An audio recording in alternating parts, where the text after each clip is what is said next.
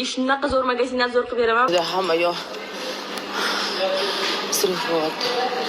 Dahshat bo'lyapti. Iltimos xalqimiz uchun duo qilinglar.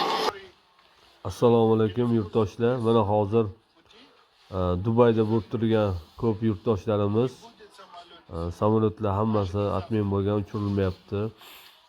Shuning uchun hozir ko'p yurtdoshlarimiz mana hozir aeroportlarda qolib ketilgan.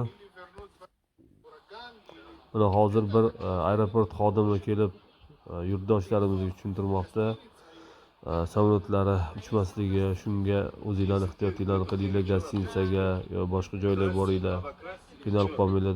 Insonlar hamma har xil vaziyatda, ko'plab xillar pulimiz yo'q, qayerga borishni bilmaymiz deyishyapti. Bizlarni taniqli mana ko'rayotgan bo'lsanglar, artistlarimiz Munisa Rizayeva ham shu yerda kelgan, bizlarni Zeybaxon bloger qizimiz. Ular ham Turkiyadan